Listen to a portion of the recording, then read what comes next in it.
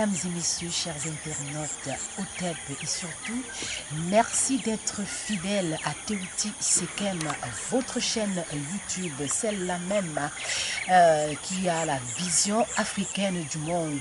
Et cette vision doit être la lumière. Quand on sait que la lumière, elle éclaire, c'est tout ce qu'on appelle la vie. Et elle éclaire tous les champs du savoir, de la pensée, de l'agir, du développement spirituel, scientifique, en passant par l'artistique. Alors, elle propose, bien sûr, Théouti Sekem, un modèle authentique. Dans cette authenticité, il y a l'alternative. Et cette alternative est profitable, et surtout profitable à l'humanité. Quand on parle de l'humanité, on parle du monde entier et tout ce qui va avec. Ce jour, bien sûr, nous parlerons tout à l'heure dans une poussière de secondes de la vision du monde. Dans cette vision du monde, nous avons une problématique qui est celle de savoir qu'est-ce que la vision du monde. Je reviens. Qu'est-ce que la vision du monde? Pour répondre à cette préoccupation, bien sûr, nous allons nous étendre en passant par ce que vous connaissez, bien sûr, les définitions des termes clés, à savoir vision et monde. Nous allons également prendre le pont de l'agir sur l'homme et l'humanité et bien sûr avec la vision africaine de ce thème. Alors, mesdames et messieurs, asseyez-vous confortablement parce que tout à l'heure, ça va démarrer.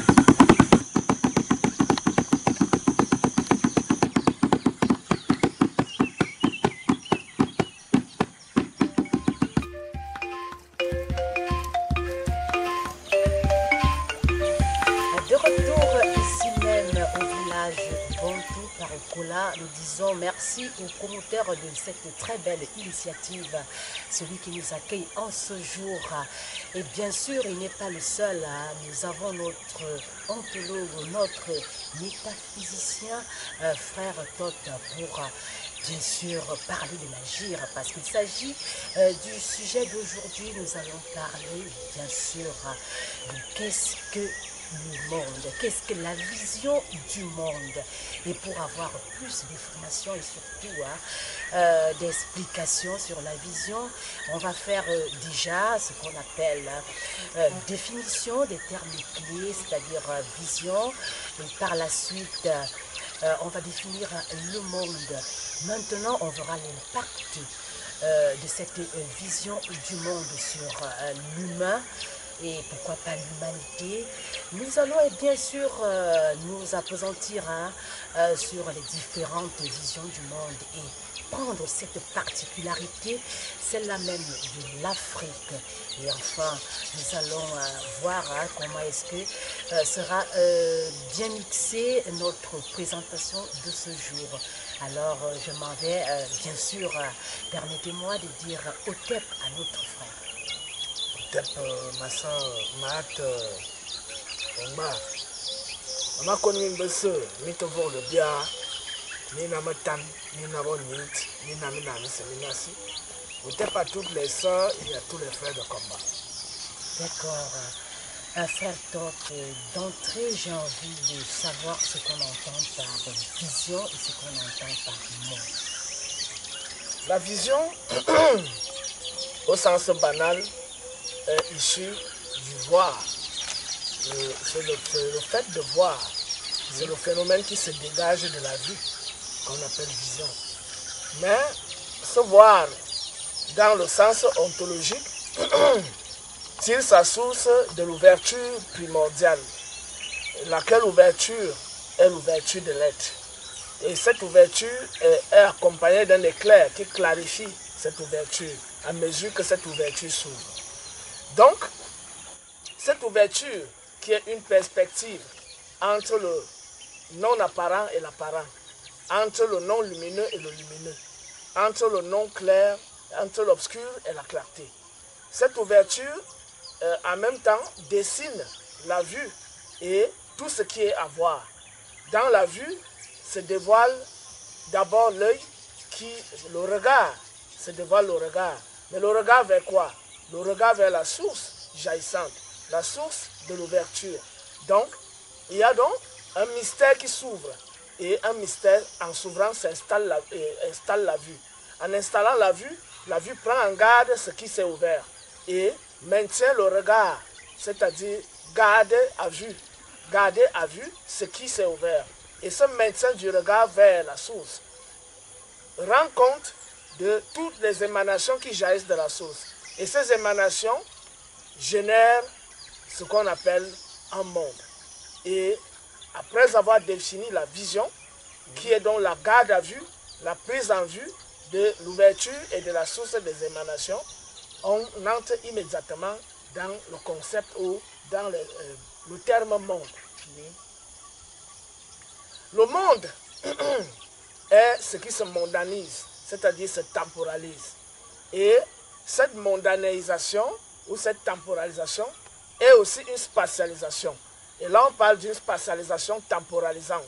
Donc, une fois l'espace se crée à la première ouverture, et cet espace ouvert libère la lumière qui est dans la vue, qui garde à vue d'abord l'ouverture et toutes les émanations qui jaillissent de cette ouverture. En cela, se dégagent des dessins à travers la spatialisation de la lumière qui s'installe non seulement en vue, mais qui dessine aussi toutes les émanations en gardant à partir de la garde à vue, dessine toutes les émanations qui jaillissent de la source et les projette pour produire ce qu'on appelle l'œuvre. Ainsi, le monde se temporalise à travers la spatialisation, à travers la présentification de chaque phénomène qui apparaît. Et le premier phénomène, c'est la tournure de la vue. Et cette tournure elle-même laisse donc émaner une suite d'émanations qui, à chaque fois, prend une forme spécifique à partir des dessins jaillissant du cœur de l'être. Donc, chacun de ces dessins, à travers la spatialisation, laisse apparaître les luminaires, c'est-à-dire le soleil, la lune, les étoiles, ainsi que les planètes.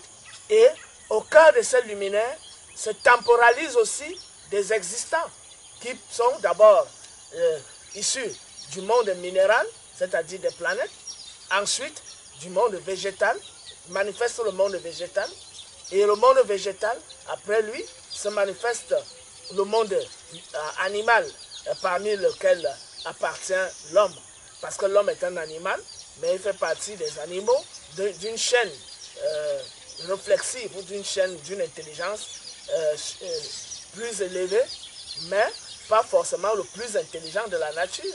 Donc, l'homme fait donc partie de ce maillon, cette chaîne, cet engrenage. Et dans la mondanisation, nous avons donc le rapport entre le minéral et le végétal, le rapport entre le végétal et l'animal, et le rapport entre tous les animaux. D'abord, tous les végétaux sont en rapport les uns avec les autres. C'est la raison pour laquelle, lorsque certains arbres disparaissent dans une flore, c'est toute la forêt qui disparaît à cet endroit. Et après s'installe le désert. Nous avons donc, dans la mondanisation, la terre, la lourdeur de la terre, qui porte le minéral, le végétal et l'animal. Et nous avons l'ouverture vers l'aérien. Mais avant cela, il y a l'étendue d'eau qui, en même temps, déploie les noces entre le ciel et la terre, à travers la vaporisation et la rechute de la pluie. Et cette eau, lorsqu'on l'utilise, on l'utilise parfois pour se purifier, pour prendre du bain, ou alors pour se désaltérer. Mais cette eau aussi, on peut l'offrir en libation et aux ancêtres. Donc, en ce moment, nous avons donc une libation qui est échangée entre les vivants et les mortels et les vivants. Même temps, la noce des cieux et de la terre qui se dégage à travers la vaporisation de l'eau et la chute de la pluie se déploie à travers le divin et les mortels.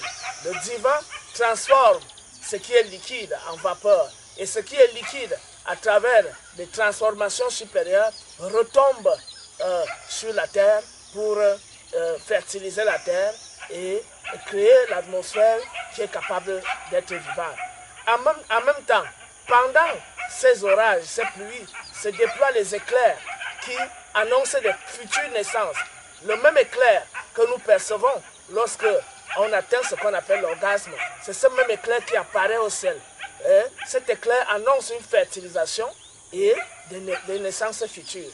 En même temps, il y a le roulement, c'est-à-dire l'écho qui se dévoile et qui va au loin. Cet écho qui se déploie à travers la voix que je suis en train de mettre actuellement, c'est le même écho qui se déploie pour annoncer la venue de la vie. Et cet écho aussi qui se déploie en termes de description de la vie, description du monde et description de la temporalisation de l'être. À travers ces éclairs, il y a parfois des foudroiements, des arbres qui sont foudroyés et qui prennent feu. Il y a aussi, au-delà de ces éclairs et autres, il y a aussi des grondements souterrains qui font jaillir des séismes et des éruptions volcaniques, notamment qui libèrent un magma chaud qui déploie la nature du feu, c'est-à-dire la nature des lignées.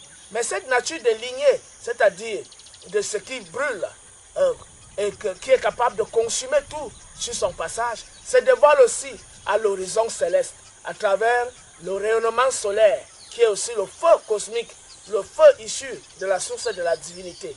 Mais en même temps, ce rayonnement cache quelque chose aussi de non brûlant, parce qu'il y a des soleils matinaux, et il y a des soleils de midi qui ne brûlent pas, mais qui sont très doux.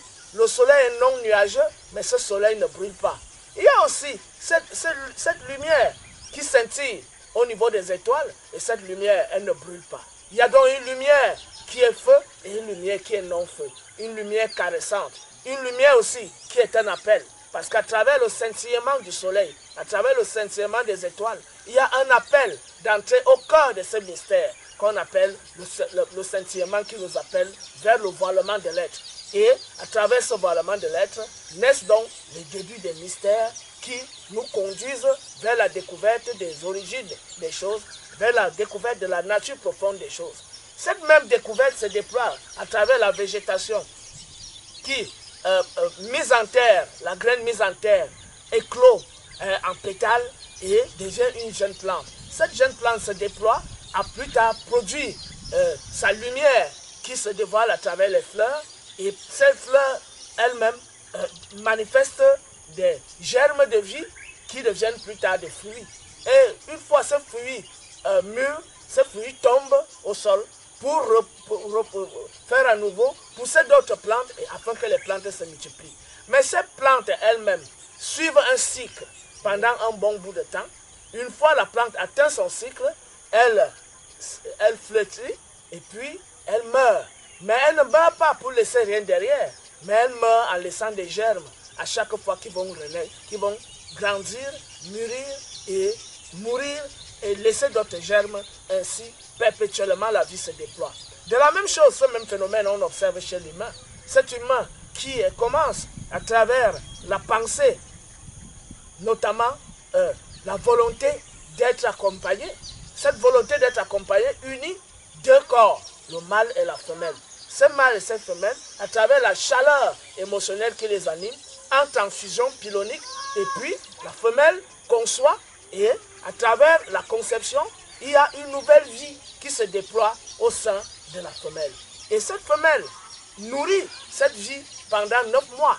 Les 9 mois qui manifestent les 9 niveaux de manifestation de la création ou des émanations de la divinité nommée Imanara et que nos ancêtres ont appelé Pesejet, c'est-à-dire l'énéade. Et cet énéade lui-même sort de l'ordoade. Et donc, nous avons donc les manifestations de l'œuf au sein de la femme qui se divise pour former 2 et qui se divise encore pour former 4 et qui se divise pour former 8 et qui se recompose pour se multiplier davantage. Ensuite naît un élément qui ressemble à un reptile au sein de la femme qui a une queue comme le lézard, comme le crocodile. Et ce reptile évolue au sein de la femme et la queue disparaît. Ensuite se forme donc l'humain. Nous voyons le système d'évolution au sein de la maternité, c'est-à-dire cette vie qui évolue dans les eaux lustrales du sein de la femme, les eaux amniotiques qui reposent à l'intérieur du placenta, lesquelles eaux nourrissent et font grandir l'œuf et nourrissent, font grandir le tétard, nourrissent, font grandir le reptile et lequel reptile devient plus tard un humain.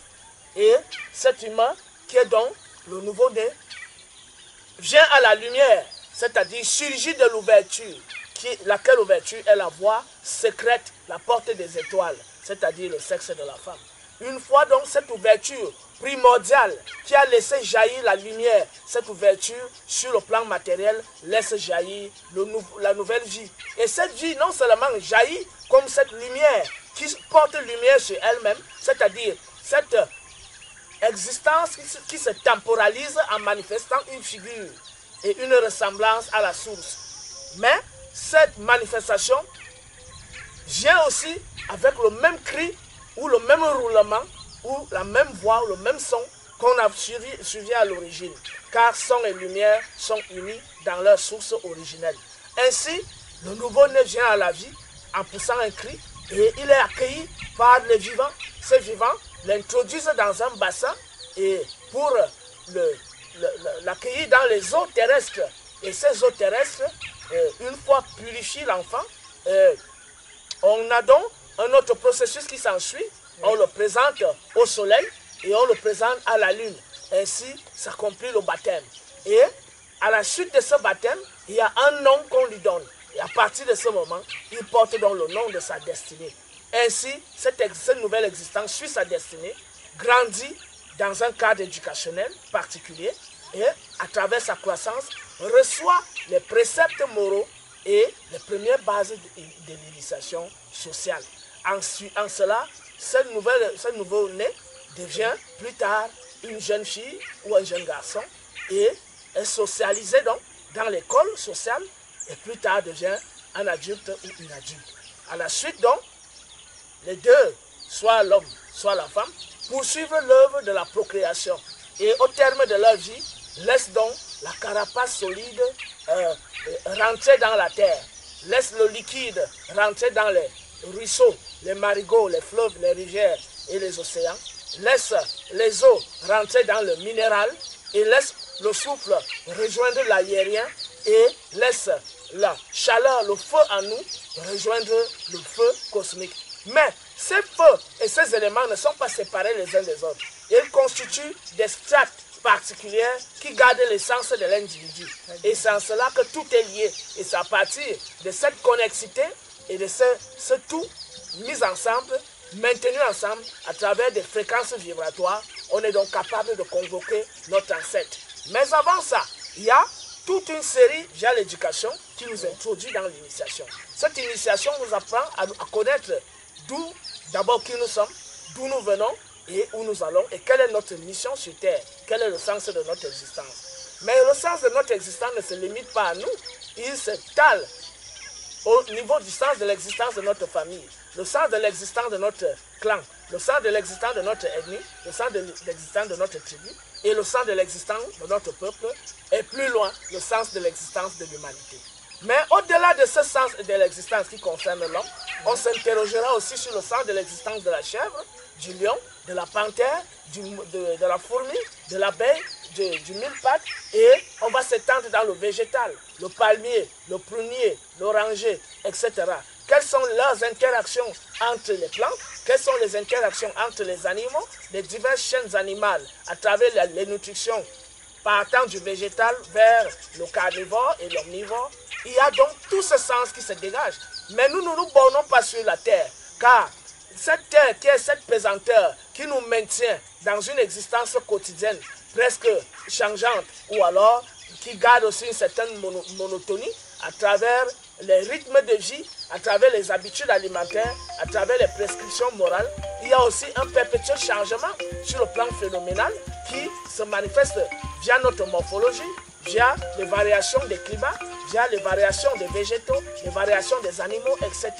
Mais cette terre, cette lourdeur qui nous retient, en même temps, laisse déployer le liquide qui roule, qui serpente, qui forme des ruisseaux, qui forment des rivières, des fleuves, lesquels fleuves, en se rencontrant, s'agglomèrent et forment des étendues d'eau de plus en plus vastes, jusqu'aux océans. Mais ces océans, en même temps, pendant que la chaleur céleste se déploie, laisse déployer aussi cette vapeur qui se lève. Et cette même vapeur qui est donc l'inspiration qui nous appelle à nous élever vers ce qui est supérieur. telle la croissance biologique de notre corps, telle la croissance de la plante, tel l'épanouissement des fleurs, nous avons donc cette ouverture vers le monde. Et cette ouverture vers le monde est notre regard qui part de la terre et qui se lève vers le ciel et qui nous laisse face à une étendue immense de l'univers où nous voyons des myriades et des myriades d'étoiles et à chaque matin nous voyons un soleil apparaître et disparaître dans l'horizon. Mais en même temps, ce soleil apporte des bénédictions, des purifie et ramène tout ce qui est impur pour régénérer ça le lendemain. La même chose avec le cycle de la lune, chaque 28, chaque 29, chaque 30. Ce cycle permanent où la lune se déploie à travers les diverses postures, telle la grande danseuse mystérieuse qui nous dévoile la beauté de l'univers. Cette lune, à travers ces diverses phases, manifeste le mystère de la danse de la grande déesse cosmique. Mais ce mystère ne se limite pas à la danse de la lune, il se déploie aussi à travers le jeu qui se déploie, qui se manifeste via la danse des planètes autour du Soleil. Mais alors, est-ce que le Soleil est borné à son système? Non. Ce système solaire s'ouvre à d'autres systèmes solaires. Nous entrons dans les galaxies, des grandes constellations, et nous voyons donc le tour du céleste qui se fait de manière cyclique. Ce tour cyclique qui à chaque fois fait apparaître telle étoile et fait disparaître telle étoile. Fait apparaître le soleil, fait disparaître le soleil. Fait apparaître la lune, fait disparaître la lune. Et à chaque fois, le cycle se produit dans sa permanence. Mais cette danse n'est pas une danse anodine. C'est une danse qui laisse dévoiler un sens. Mais en même temps aussi, ce sens crée l'harmonie entre tout ce qui existe. Et cette harmonie montre effectivement qu'il y a une intelligence active qui agit derrière. Cette intelligence dévoile donc la nature de la divinité. Laquelle nature de la divinité appelle l'homme à découvrir le divin en soi et le divin absolu. Hotep. Hotep, frère Tota, je vous dis toujours ça. Quand il a pris la parole, il prend feu, ça déménage. Bien sûr, c'était pour vous la toute première préoccupation. Il était question de définir ce qu'on entend par vision et ce qu'on entend par monde. Il a si bien relevé la vision entendue, c'est la vue, comme il a très bien dit, c'est celle-là même qui rencontre. Et il y a un mystère qui vient à travers l'ouverture, donc la garde à vue, la pensée et bien d'autres. Et en ce qui concerne le monde, quand on parle du monde, on parle du temps et de l'espace. Vous connaissez tout ce qui est temps, tout ce qui est espace. Et il a fait la relation entre ces deux grands mots et bien sûr que ce soit le cosmique, que ce soit l'homme, que ce soit la nature.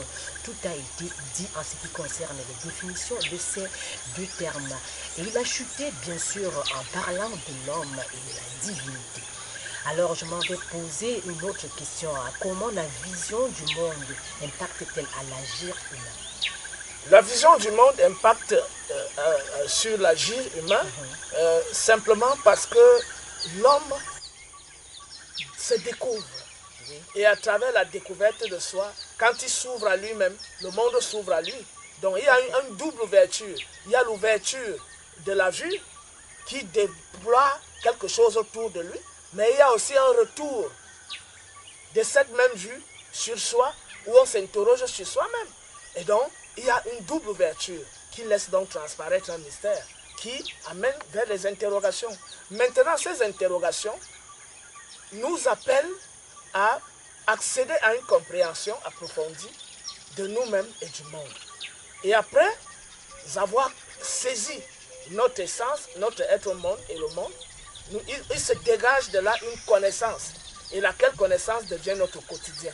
Le quotidien au sens comportemental, c'est-à-dire notre manière de nous nourrir, notre manière de nous vêtir, notre manière de penser, notre manière de nous organiser, notre manière de nous projeter vers le futur, notre manière d'anticiper sur des événements et notre manière de bâtir, notamment une civilisation, de bâtir une vie quotidienne.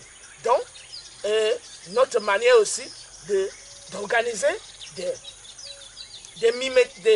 des scènes mimétiques de l'univers et qui se transforment en rites initiatiques. Donc de même, les planètes tournent autour du soleil, de même nous avons des danses autour du feu qui vont du sens de la droite vers la gauche ou de la gauche vers la droite.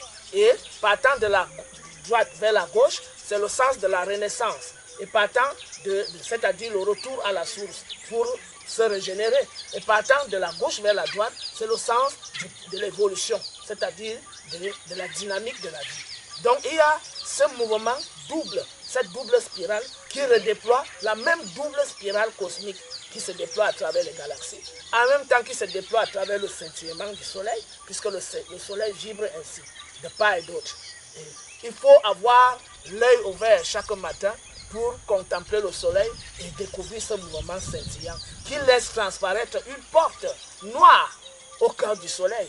Ce scintillement jaillit d'un disque noir qui vibre et nos ancêtres appelaient ça Rakem, Rakem, c'est-à-dire le soleil noir. Et ce même soleil noir a été découvert dans les recherches en astrophysique et surtout en approfondissant les travaux dans le domaine de la physique quantique.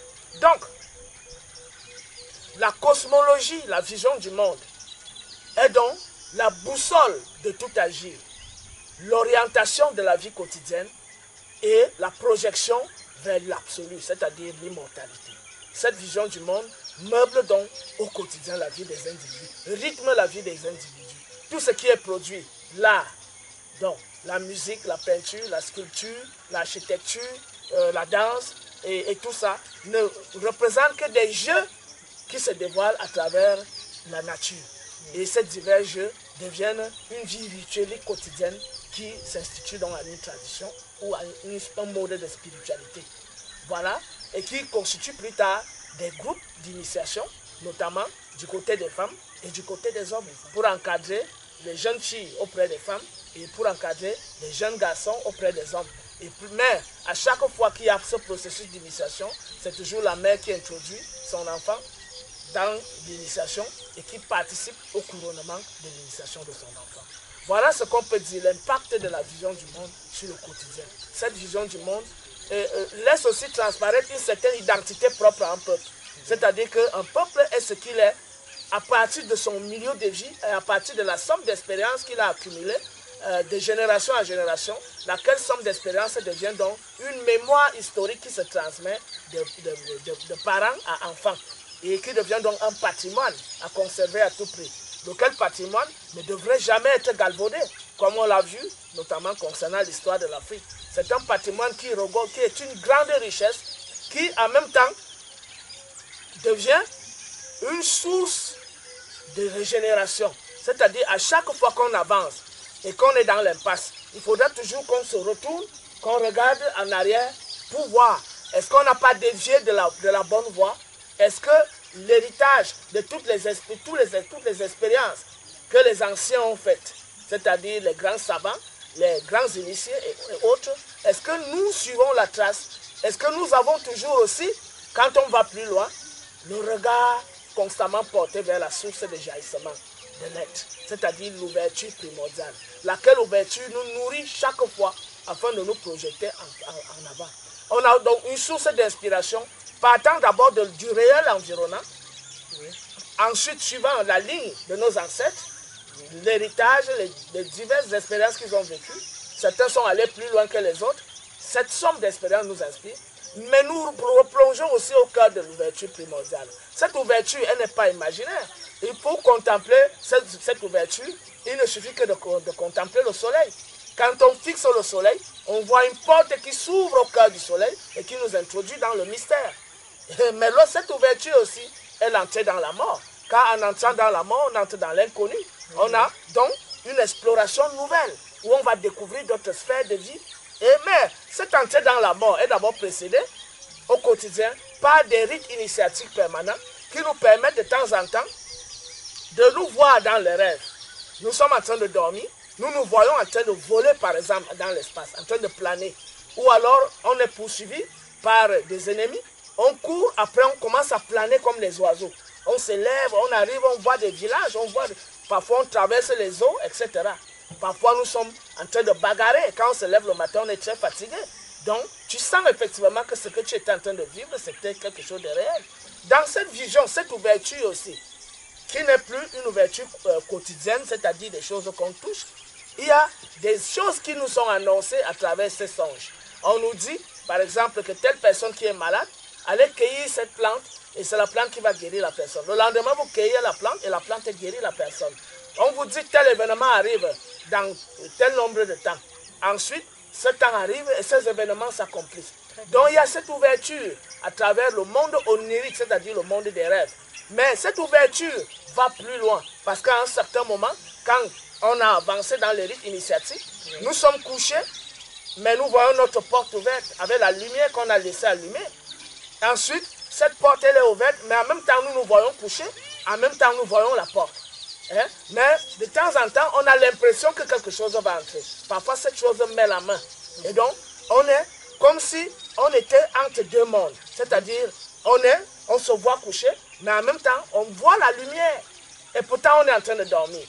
Donc, il y a maintenant un autre niveau qui fait en sorte qu'on est toujours couché comme ça. Non seulement on voit que la lumière et la porte qu'on a laissées sont toujours ouvertes, on peut décider maintenant de rester couché et de faire un tour aussi au salon, etc. Après, maintenant, on peut aller au salon. Après le salon, on peut décider de visiter le quartier. Mais en même temps, on se voit qu'on est couché. Donc, il y a ce phénomène-là qui se réalise. Et plus tard, bon, on peut décider aussi d'aller à la Lune. Donc, mais on se voit toujours qu'on est couché. On visite aussi la Lune. Et on rencontre d'autres personnes. On finit la palabre et le lendemain, quand on se réveille, le lendemain, on se rencontre peut-être vers midi. Hey, frère, mais tu t'es retrouvé avec moi. Il dit que moi-même j'étais surpris de te rencontrer. Et tout ça. Donc ainsi les palabres nocturnes commencent. Donc il y a donc le tribunal nocturne qui est donc le lieu le moment de jugement pour trancher sur les choses qui se passent au quotidien sous le soleil, c'est-à-dire pendant la journée. Donc toutes les décisions concernant le sort des individus sont prises dans cette dimension mystérieuse où les uns et les autres peuvent donc se rassembler pour palabrer. Il y a donc la palabre diurne et la palabre nocturne.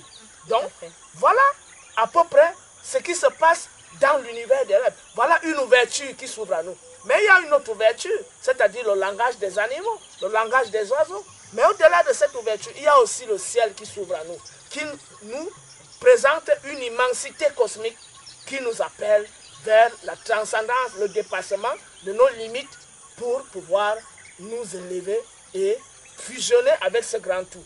Ce grand tout donc qui nous appelle, comme je l'ai dit d'antan, à travers le scintillement du soleil, à travers le scintillement des étoiles, qui laisse donc transparaître d'autres ouvertures, des ouvertures cosmiques. Il y a donc une porte solaire, il y a des portes stellaires et des portes lunaires. Voilà ce qu'on pouvait dire sur l'impact de la vision du monde sur les individus.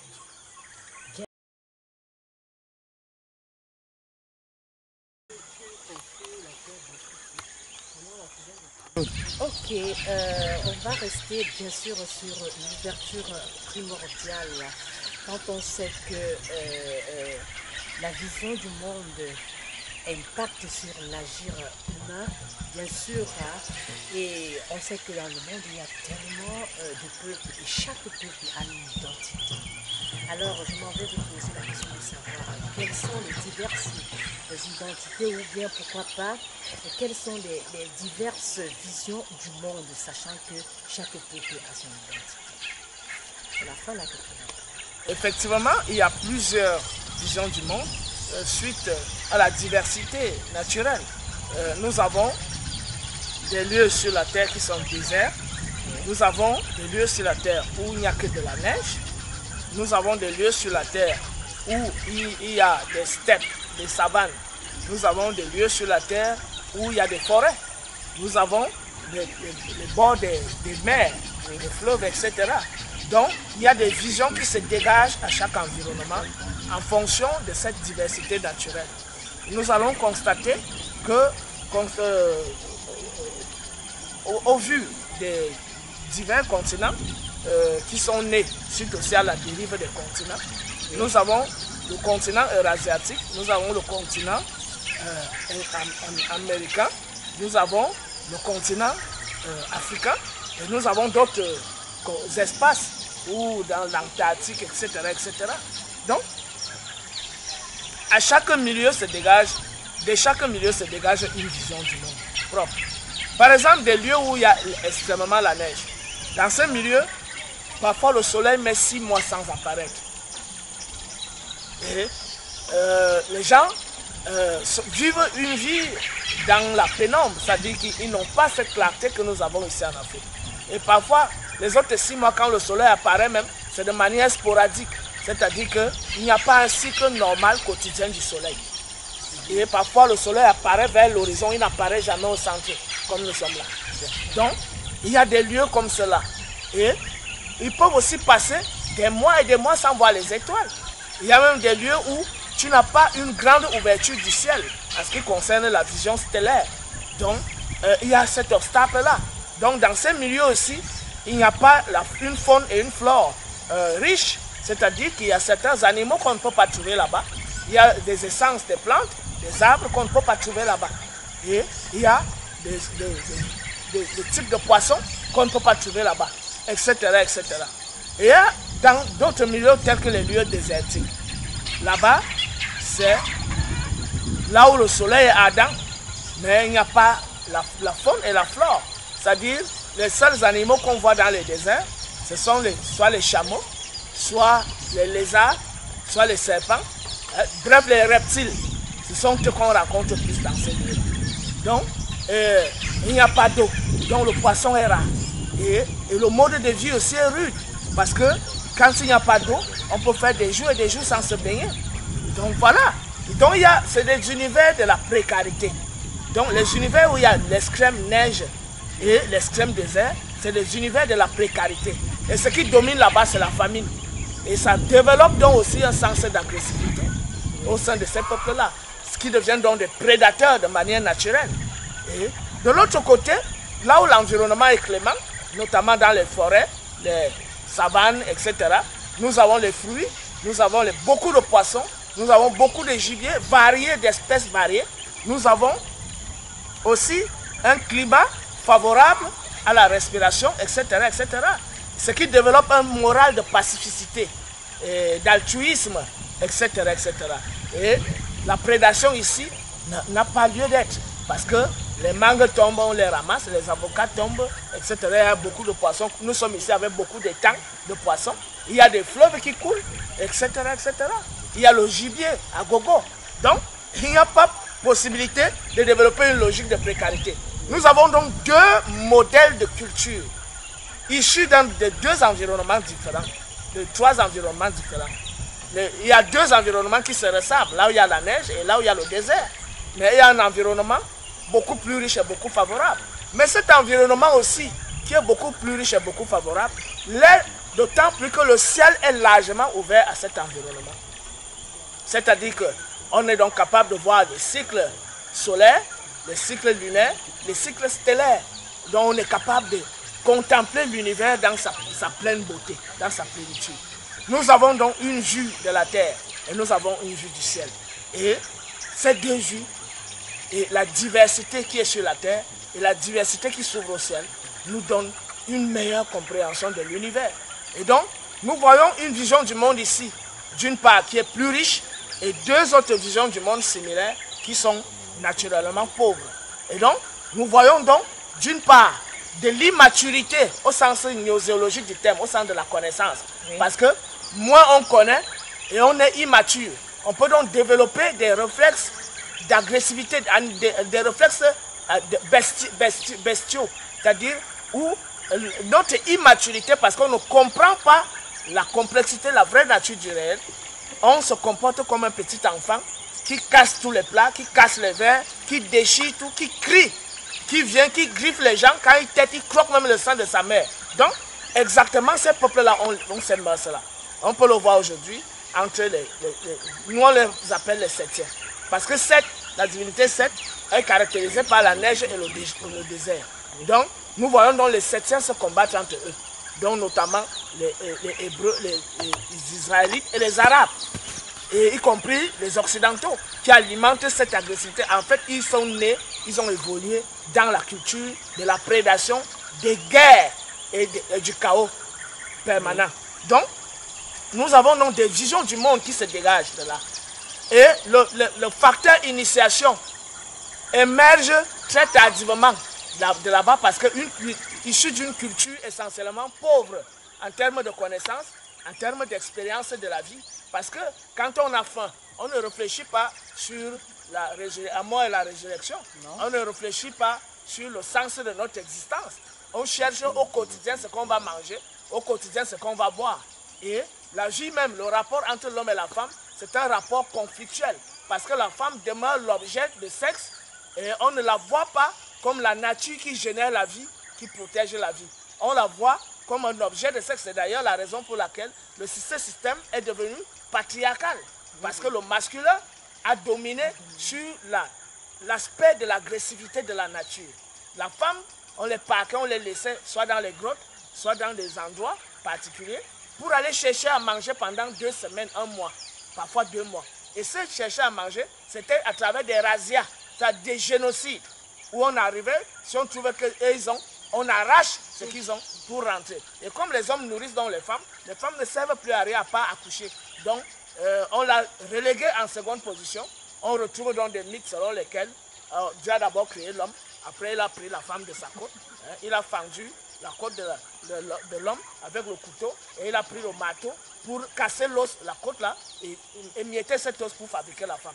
Donc, nous avons ces mythes aussi qui montrent que c'est lorsque l'homme est très amoureux qu'il n'est plus un guerrier, donc il devient une femmelette.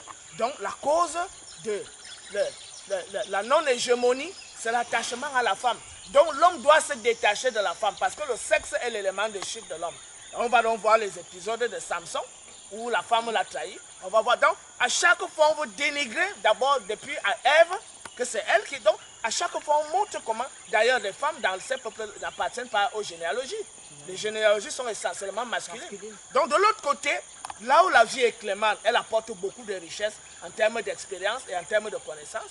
Nous avons donc un peuple suffisamment mature. C'est pour ça qu'on dit le peuple africain est le peuple l'aîné de tous les peuples. Et c'est ce peuple qui doit montrer la voie aux autres peuples. Donc, nous avons d'une part l'immaturité septième, d'autre part la maturité osirienne et horienne, laquelle maturité osirienne est transmise à Horus, fils d'Osiris. Donc, toujours sur le berceau des matriarches, parce que c'est dans ce milieu que la femme est valorisée. Elle est non seulement celle qui produit la vie, qui génère la vie, elle est aussi celle qui inculque la première éducation, elle est aussi celle qui protège son mari, qui protège son foyer. Elle devient donc en ce moment la segmette. Donc, en même temps aussi, quand elle répand l'amour, d'abord l'amour, et beaucoup d'émotivité et beaucoup d'excitation, avec les danses du cobra, elle est la déesse Hathor. De l'autre côté aussi, quand elle doit trancher les affaires et dire qui a tort et qui a raison, en réalité, à ce moment, elle est Mahat. Et nous avons Mahat à côté de nous en présence. Oh, je me sens honorée. Hein. Merci bien, frère Top. C'était pour répondre à la question qui était celle de savoir quelles sont les diverses visions, bien sûr, du monde. Et il a si bien énuméré et parlé de fond en comble. Il a fait comment est-ce qu'on dit ça, le rapport, hein, le lien avec nous ici en Afrique et ceux de l'autre côté. Quand on sait que la femme ici en Afrique est angélique, la femme est celle-là même qui est adorée, qui est sacrée, il faut le dire ainsi. Et de l'autre côté, le peuple immature, hein, qui relève la femme au second rang. C'était cela véritablement qu'il fallait démontrer face à cette question. On parlait de l'Occident tout à l'heure, hein. On parlait davantage. Maintenant, on va se plonger bien sûr sur l'Afrique et on va montrer tout à l'heure la particularité de l'Afrique face à la vision du monde.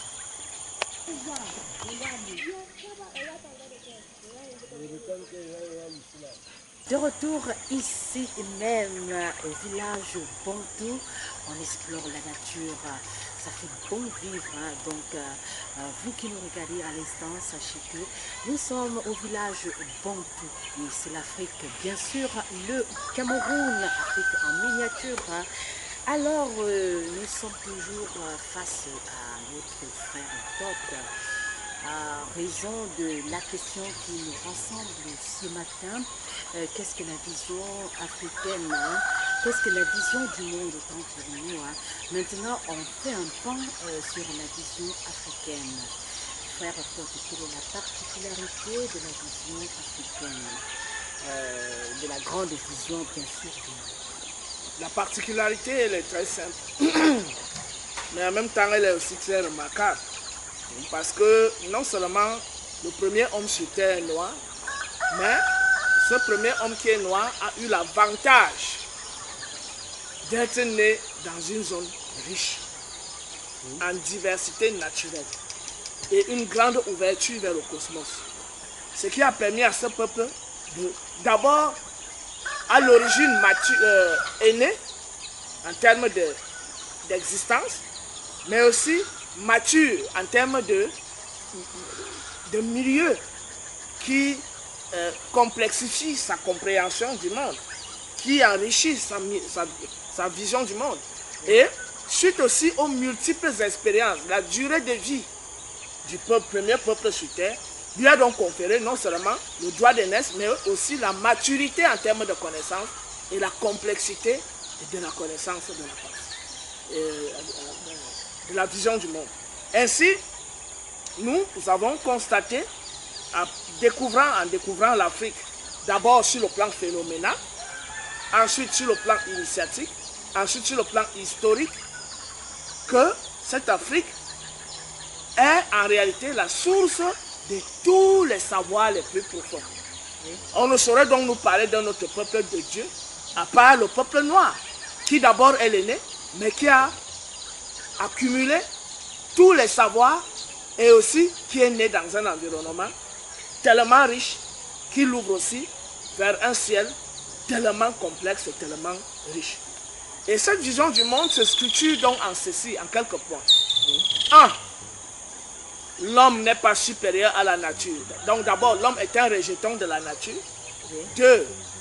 En tant que rejeton de la nature qui est déterminé par le minéral, par le végétal, par les autres animaux, par l'air, par le feu, par l'eau et par le soleil et la lune, ainsi que les étoiles, il ne saurait donc être supérieur à ces choses-là, puisque ces choses peuvent exister sans lui. L'homme, donc, le deuxième point, c'est que l'homme ne peut pas être supérieur à la nature. Il ne peut donc pas être non plus le dominateur de la nature. Donc, au contraire, il devrait apprendre à connaître la nature et se concilier les forces de la nature. En ce moment, on parle d'harmonie. Donc, à chaque fois que l'homme va cueillir une plante, il faut d'abord demander la permission à la plante et lui dire ce qu'on veut faire de ça. Chaque fois qu'on veut égorger un animal, il faut parler à l'oreille de l'animal. C'est ce que les musulmans ont copié quand ils égorgent les bœufs et les moutons. Ils ont copié ça chez les Noirs. Donc même nous-mêmes dans nos rites initiatiques, dans les vrais, là où il y a encore les vrais initiés, avant d'égorger une chèvre, avant d'égorger un bœuf, avant d'égorger une poule ou un coq, on parle d'abord à cet animal avant de le faire. Parce que cet animal aussi a une âme. On lui dit donc, notamment, qu'on a besoin de se nourrir de toi, mais en même temps tu as laissé une progéniture qui pourra poursuivre ta vie. C'est pour ça que lorsque la mère poule pondait les œufs, on ne devait pas manger tous ces œufs. On laissait certains œufs pour que ces œufs éclosent et que des poussins naissent. C'est-à-dire le jour où on aura envie de manger cette mère poule ou ce coq, il y aura d'autres coqs, petits coqs et petites poules qui vont poursuivre la vie. C'est la même chose avec les chèvres. On ne peut pas égorger toutes les chèvres. Il faut laisser les petits pour perpétuer l'espèce. Donc à chaque fois qu'on repère le rite, on dit, il y a la vie, ta vie qui va se poursuivre. Et donc, ta vie ne s'interrompt pas. Nous voulons juste manger de ta chair. Mais que ton âme et ton esprit continuent de veiller sur tes petits que tu as laissés derrière. Donc voilà à peu près des petits rites où on montre comment l'Africain respecte la vie. Mais aujourd'hui, les idiots, les nègres idiots d'aujourd'hui, ils prennent la machette, ils fendent la chèvre sans rien dire. Donc lui, il voit que c'est rien. En fait, c'est les gars qui ont reçu la culture judéo-chrétienne, où ils ne voient plus en la nature la sacralité. Donc ils se comportent exactement comme des immatures de l'autre côté là-bas. Donc le noir est devenu aujourd'hui immature, alors qu'avant il était mature.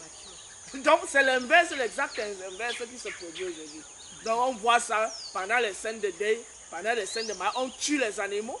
Parfois on les tue même pour rien. Ceux qui tuent les éléphants pour enlever les ivoires, ils massacrent 12 éléphants. Pour rien, ils laissent la chair là, tout ça. Parfois ils tuent même les éléphantos.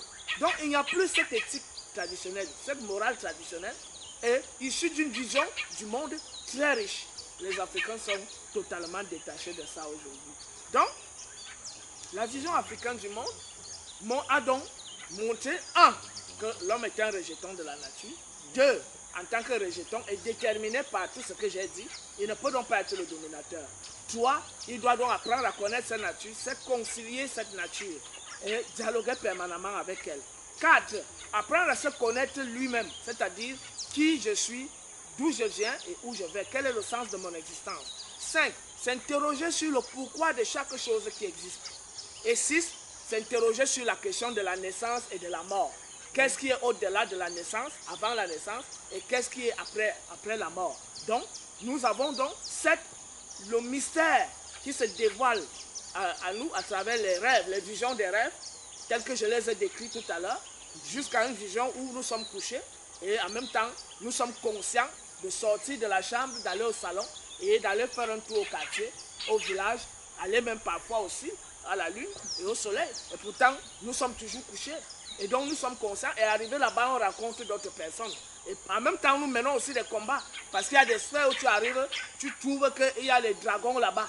Tu dois les combattre et tout ça pour sortir vainqueur.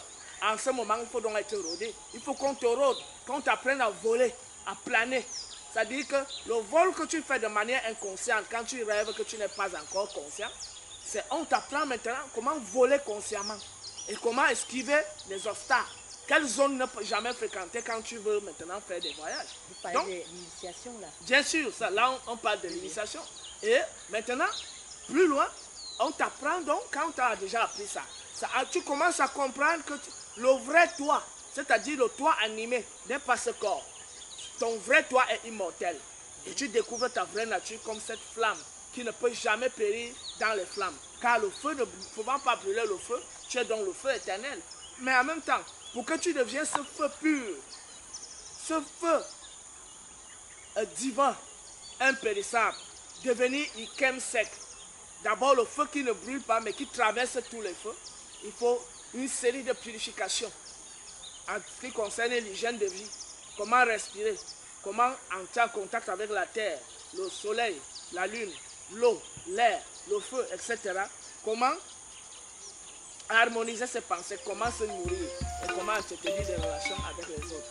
Il y a donc cette culture quotidienne permanente qui te permet donc de préparer ton feu à la pureté afin que quand ce feu sort de toi, il accède immédiatement à ce qu'on appelle l'immortalité. Et tu deviens donc ce qu'on appelle Ikem sec ou alors Maakeru, c'est-à-dire justifié de voix, ou alors Aku, c'est-à-dire ancêtre sanctifié. Et quand on t'invoque comme le sacré par excellence. Tu n'es plus un ancêtre comme tous les autres ancêtres qui n'ont pas travaillé sur eux-mêmes avant de mourir. Parce que il y a plusieurs types d'ancêtres et ils sont stratifiés sur une échelle de perfection.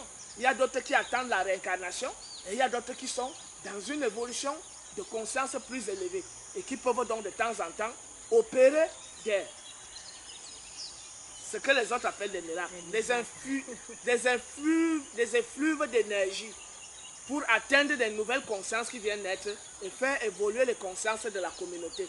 Le rôle des grands esprits sanctifiés, c'est à chaque fois d'ouvrir des nouvelles voies de compréhension à leur communauté pour que ces communautés grandissent en sagesse et en science sacrée.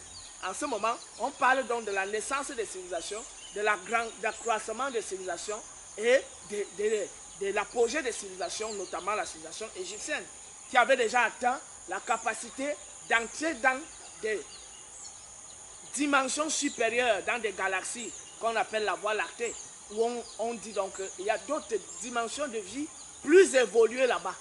Donc nos ancêtres avaient atteint ce niveau. Mais on a chuté à travers le contact avec les autres peuples, l'abandon de la pratique de la base, de la vertu initiatique, etc. On se retrouve aujourd'hui à devenir donc des immatures que nous avons passé le temps à critiquer et que nous avons encore la prétention de critiquer aujourd'hui.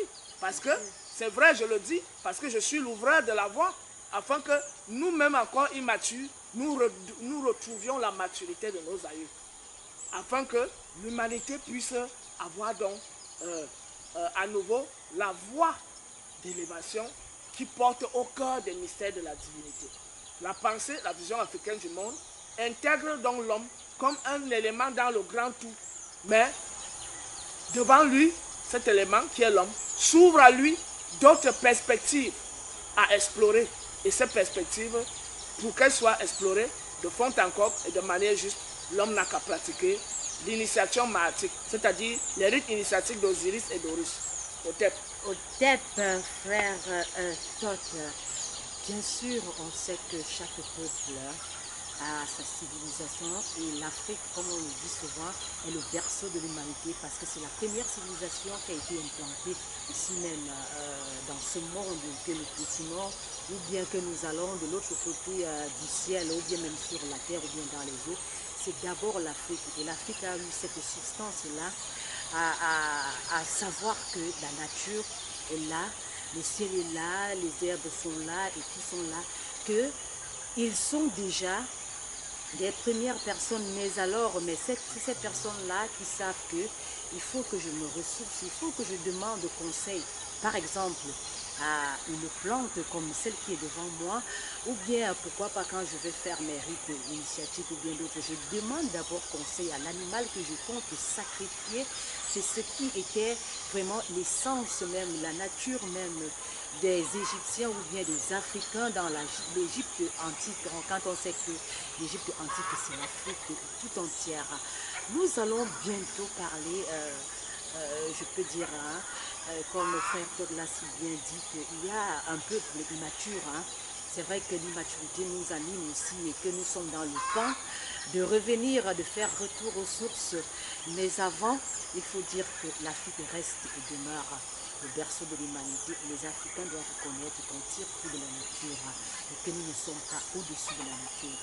Pourquoi pas, c'est elle qui est au-dessus de nous. Donc, pour une petite précision, Oui. l'Égypte est toute l'Afrique en miniature parce que l'Égypte a rassemblé les 42 totems qui ont constitué les 42 noms. Donc, c'est toutes les tribus africaines qui ont été rassemblées en Égypte. Mais ça ne veut pas dire que les gens ne vivaient pas ailleurs, en Afrique. Oui. Parce que l'Égypte s'étendait effectivement jusqu'aux frontières de la Nubie.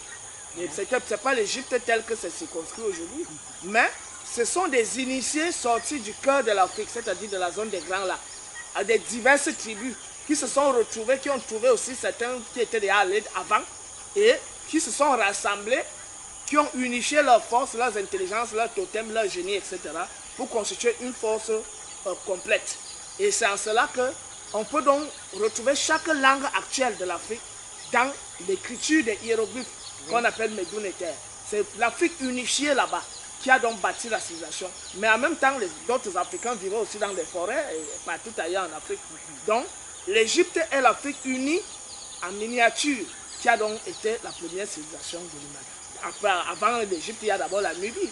Donc la Nubie, l'Égypte est le poste avancé de la Nubie. Et plus tard, il y a le poste avancé de l'Égypte qui est Sumer, qui est Mohenjo-Daro et Harappa, qui est la civilisation de la vallée du Sinchan et la civilisation amérindienne plus tard. Donc, du cœur de l'Afrique, s'est constitué une force et un corps de savants, un corps d'initiés, qui, à travers des migrations, ont créé des civilisations. Donc la première est la Nubie, ensuite l'Égypte, ensuite Sumer, ensuite Mohenjo-Daro et Harappa, ensuite la vallée du Sinchan et ensuite les Amérindiens. Donc parce que c'est le continent asiatique que les Noirs ont traversé le détroit de Bering pour aller créer les civilisations en Amérique, dont les civilisations des Olmecs et des Toltecs. Il fallait apporter cette précision parce que les gens allaient dire que comment on dit que toute l'Afrique c'est l'Égypte. Donc il fallait apporter cette précision. Merci pour cette précision. Alors merci de toujours nous suivre. Voilà, on poursuit cette fois-ci, ce sera la dernière préoccupation pour conclure cette toute autre édition. Quand on sait qu'on a plusieurs ou bien on a diverses visions du monde et chaque peuple a déjà sa vision du monde. Maintenant, quand un peuple vient imposer sa vision du monde à un autre peuple, celui-là qui a déjà aussi bien sa vision, qu'est-ce que ça peut donner? Quel serait l'impact en fait? C'est tout simplement une tentative de gommage de l'identité de ce peuple-là. Et on l'a observé au fil de l'histoire. Parce que les visions du monde peuvent inspirer les peuples les uns les autres. Oui. Mais ça ne devrait pas être imposé. C'est ça le danger.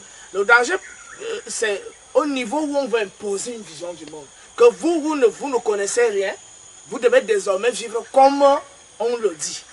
En ce moment, on gère votre spiritualité, on gère votre éducation, on gère votre politique, on gère votre économie, on gère votre destin. Donc c'est le sort tragique qu'a connu le peuple noir. Et quand j'en parle à chaque fois, parfois j'ai des larmes qui veulent me monter aux yeux. Parce que l'Afrique est, de tous les peuples qui existent sur Terre, le peuple qui a subi le plus d'injustice. Cette Afrique qui a été accueillante au départ, qui accueillait tout le monde, qui offrait l'hospitalité à tout le monde. On a donc été victime des prédateurs. Chute aussi, parce que les autres qualifient ça de naïveté. Et pourtant, c'est la haute vertu. Le fait d'accueillir l'étranger, de lui donner une place à côté de toi. Mais la naïveté était aussi au niveau où on croyait que tout le monde était comme nous. C'est-à-dire que tout le monde pense à la justice, la vérité, et que quand on va cohabiter en paix. On n'a pas compris que les autres, c'était des éternels prédateurs et des éternels pervers. Donc, nous avons donc subi cette infiltration qui a causé notre chute. Et aujourd'hui, le monde est totalement inversé parce que le peuple noir a chuté. Et non seulement il a chuté, depuis déjà l'invasion, ça a commencé avec les Hyksos, mais le peuple noir était encore debout. On les a repoussés. Ensuite, plus tard, c'était les Hittites avec les Libyens. On les a repoussés. Donc, un peu plus tard, c'est les Assyro-Babyloniens. Ensuite, c'était les Perses. Ensuite, c'était les Grecs. Ensuite, c'était les Romains. Plus tard, c'était les Arabes. Plus tard, c'était la traite négrière. Plus tard, c'était la colonisation. Donc, cette succession de phénomènes historiques a profondément impacté sur la conscience, le mental de l'homme noir. Et à un certain moment, il s'est retrouvé faible face aux autres peuples. Et il a commencé à développer des complexes d'infériorité. C'est-à-dire que tout récemment, j'ai fait une émission sur un panel, je crois dans une chaîne de télé, Info TV. Il y a un frère d'Umbam, et qui est aussi Bassa, donc de père d'Umbam et de mère Bassa, qui est venu avec les trucs que les Saoudiens mettent souvent sur la tête. Il dit qu'il est musulman. Et il met ça sur la tête. Les trucs de couleur rouge, blanc, que les Saoudiens mettent souvent. Un noir d'Afrique. Ça dit que c'est là où j'ai compris que l'Afrique a atteint le paroxysme de l'aliénation. C'était quand même incroyable. Donc, je pense que le frère Souvi va même peut-être faire une capture de cette partie-là pour que, quand on parle de ça, on voit l'individu en question avec le truc là sur la tête. Pour que les gens comprennent de quoi nous sommes en train de parler. Donc, c'est extrêmement grave de constater le niveau de bassesse dans lequel nous sommes aujourd'hui. Donc, concernant l'imposition des cultures, la Chine a suivi l'influence occidentale. L'Inde a suivi l'influence occidentale. Même le Japon, l'Asie tout entière a suivi l'influence occidentale. Mais, ce qui est différent avec l'Afrique, c'est que l'Asie n'a pas connu la longue histoire d'agression que l'Afrique a connue. Donc, eux, ils ont seulement été agressés vers le XVIIIe siècle, lors de l'hégémonie occidentale. C'est là où ils ont été agressés. Et ça, c'était un seul épisode de leur histoire. Chez nous, c'est depuis au moins 2700 ans que l'Afrique est agressée en permanence. Et on continue d'être naïf en croyant que tous les autres nous ressemblent. On a toujours des sœurs qui veulent épouser des blancs. On a des frères qui veulent avoir pour femmes des blanches. Et ils ne savent pas que c'est même ça qui a causé la chute de l'Afrique. Ce croisement. Et ces gens, quand ils venaient, c'était eux les espions. Ils transmettaient les enseignements. Jusqu'à aujourd'hui, les métis continuent de pencher plus du côté des blancs. Voilà. Donc, c'est un grave drame. Mais jusqu'à aujourd'hui, on continue d'être naïf. On est tellement descendu bas aujourd'hui que le nègre dit, je mange comme un blanc, je vis comme un blanc, je m'habille comme un blanc, je suis un blanc. Tu vois? Et il dit que le blanc est très fort. Il dit encore quoi? Que le blanc est le remplaçant de Dieu sur terre. C'est là alors où le nègre m'a tué l'esprit. Bon, heureusement, moi je n'ai jamais dit des choses comme ça, même quand j'étais enfant. D'ailleurs, j'ai refusé qu'on m'appelle par des prénoms. Mais à partir de 5 ans, j'ai dit vos histoires là. Je m'appelle Abonné. Voilà. Et c'est comme ça que toute la famille m'appelle. Maintenant, quand j'ai été baptisé spirituellement, j'ai dit Jéoti Tot. Maintenant, je suis dans les hautes sphères de la sapience. Bien sûr, c'est ici que s'achève cette production, ici même au village Bantou. On parlait justement de qu'est-ce que c'est que la vision du monde. On a parlé de fond en comble, on a allé même dans les profondeurs, on a bien sûr parlé de la vue, du temps, de l'espace, de la nature, que ce soit la cosmogonie et bien d'autres, les mystères de ce système englobant, et bien sûr l'histoire de l'Afrique qui a été gommée, falsifiée, pourquoi pas dire ils se sont accaparés bien sûr de notre histoire et aujourd'hui ils reviennent et c'était même depuis ils sont revenus avec l'islam, le christianisme bien sûr et tout ce qui vient avec. Donc c'est maintenant à nous, il est temps de faire retour aux sources, il est temps de nous réapproprier notre histoire, il est temps de ne pas oublier.